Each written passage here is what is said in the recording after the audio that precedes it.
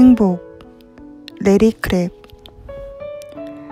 한때 유행한 노래에서 명료하게 제시하듯이 사랑이 이 세상을 돌아가게 한다 면 우리는 한 가지 불편한 질문을 던질 필요가 있다. 이 세상의 가장 심각한 문제는 사랑의 결핍인가? 테러 위협에서 정치적 부패, 교내 총기 난사 사건에서 가정 불화까지 이 세상 거의 모든 영역에서 사랑의 공급이 부족하다는 증거가 드러난다. 내 생각에 그 노래에서 언급하는 세상이란 인간의 문화를 지칭하는 듯하다. 사람들이 관계적으로 잘 기능할 때만 제대로 작동하는 인간의 세상 말이다. 그러나 삶과 문화의 다른 영역, 예를 들어 영화 제작, 예술 전시, 의학 연구, 기술 발전, 그리고 어쩌면 심지어 교회 활동도 깊이 있는 개인적 관계를 맺지 않아도 꽤 훌륭하게 돌아갈 수 있는 것처럼 보인다. 이런 활동에서는 인간의 능숙함과 책임감을 비롯해 효율적 의사소통과 세심한 친화력만 있으면 성공할 수 있다. 인간적 관계 맺기라든지 오직 예수님만 가능하게 하는 영혼과 영혼의 섞임 같은 것은 필요하지 않다. 그런데 특별히 구별되는 인간의 문화, 즉 관계적 문화의 영역은 사랑의 에너지로만 돌아간다고 하는 것이 사실이라면 어쩌면 지금 우리는 한때 유행한 또 다른 노래를 다시 틀고 그 메시지에 귀 기울여야 할지 모른다. 지금 세상에 필요한 것은 사랑, 부드러운 사랑. 이 가사는 오래전에 쓰였고 녹음되었다. 그러나 메시지만큼은 최신식이다. 그 메시지가 제기하는 시급한 문제는 두 부분으로 나뉜다. 진정한 사랑이란 무엇인가?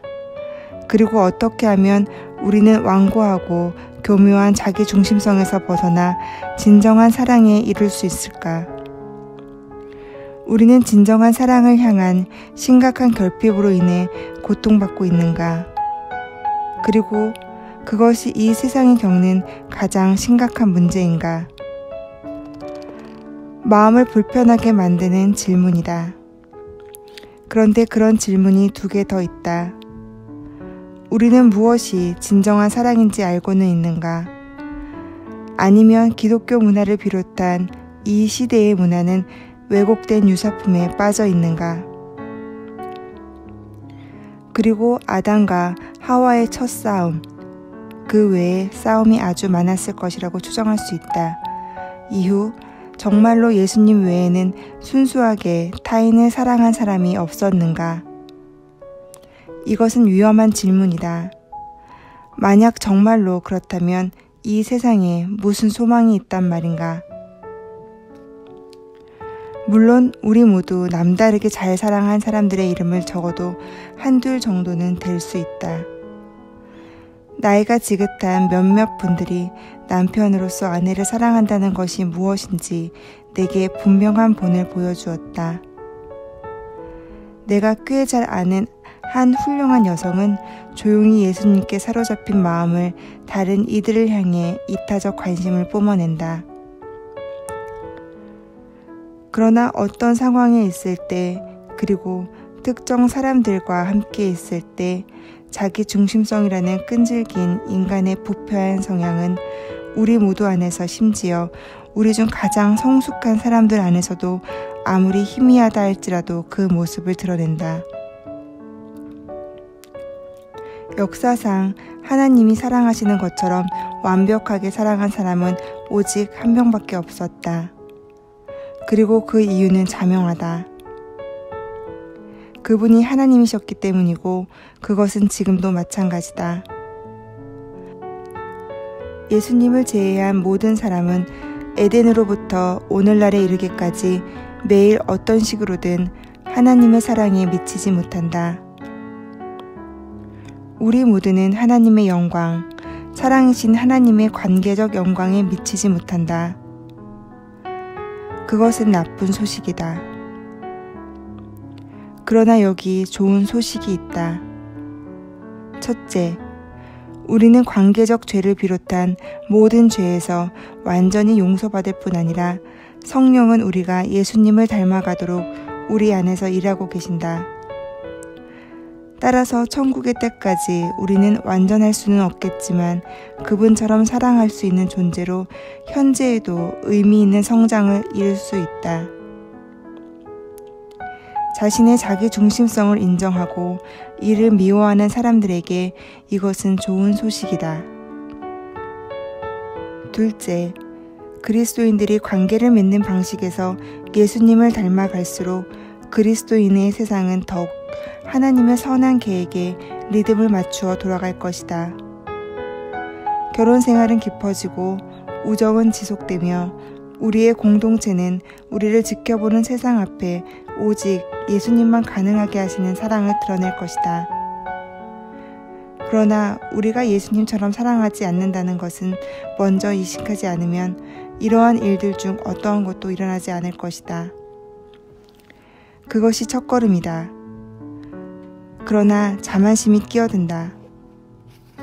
우리는 사랑에 대한 하나님의 기준을 우리가 감당할 수 있는 수준으로 끌어내림으로써 자신에 대한 좋은 이미지를 유지한다. 친절하라. 다른 사람을 섬겨라. 선교적 그리스도인으로서 가난한 사람들을 위해 좋은 일을 하라. 다른 이들을 위해 약간 희생하라. 결혼 생활에 충실해라. 언제나 자녀 곁을 지켜라. 좋다. 우리는 이런 일들을 할 수 있고 또 그런 사랑의 방식에 대해 꽤 만족한다. 하지만 우리는 알지 않는가? 더 나은 사랑이 있다는 것을. 바로 예수님이 보여주신 사랑이다. 정의상 사랑은 관계적이다. 사랑이란 다른 이들을 위해 단지 좋은 일을 하는 것뿐만 아니라 다른 이들과 친밀한 관계를 맺음으로써 누군가 그들에게 귀 기울이고 그들을 바라보며 소중하게 여기고 심지어 그들이 최악일 때조차 자신이 용납되었다는 것을 느끼게 해주는 것이다. 장차 그들이 어떤 사람이 될 수 있을지에 대한 비전과 함께 말이다.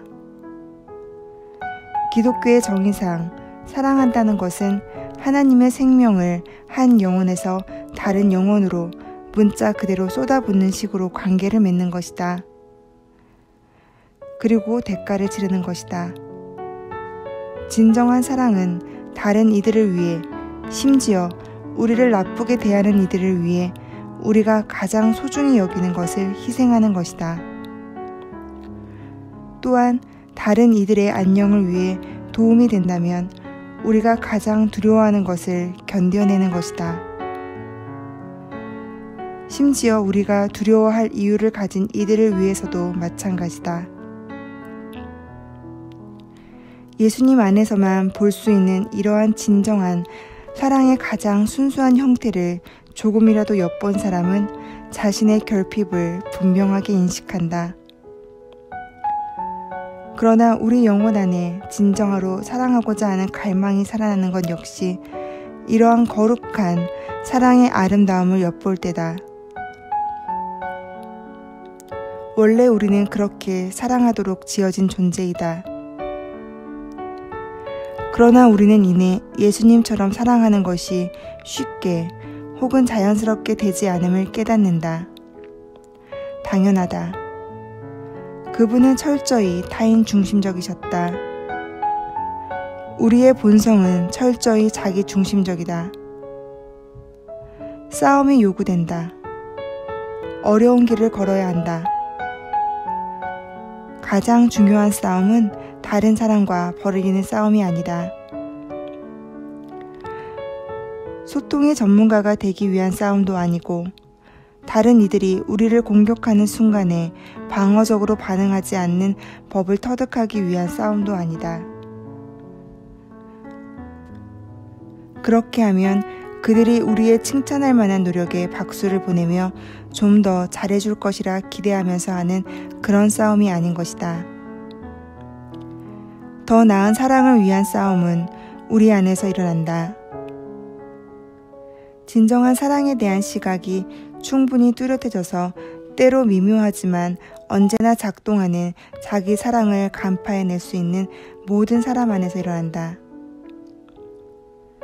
그것은 우리가 사랑하는 방식을 통해 예수님을 드러내고자 하는 깊은 열망을 경험한 사람들이 들어가기 원하는 싸움이다. 이 싸움이란 무엇인가? 더 나은 사랑. 싸울 만한 가치가 충분한 이 사랑은 정확히 어떤 것인가? 우리는 더 나은 사랑을 하려고 싸우는데 정작 우리가 사랑하는 이들은 형편없는 반응을 한다면 우리 안에는 어떤 일이 일어나는가? 이것이 평생 계속되는 싸움이라면 이 여정에는 과연 기쁨이 있을까? 그리고 축복을 받는 것과 사랑을 주는 것 중 과연 어느 쪽이 더 깊은 기쁨을 가져올까? 최근 내가 대화로 나눈 세 사람이 머리에 떠오른다. 이들의 이야기는 우리의 이야기와 비슷할 수도 있고 다를 수도 있지만 당신과 나처럼 이들 역시 앞의 질문에 대한 답, 그리고 그와 관련된 그 밖에 많은 질문에 대한 답을 필요로 한다. 가명으로 이 세 사람을 소개하겠다.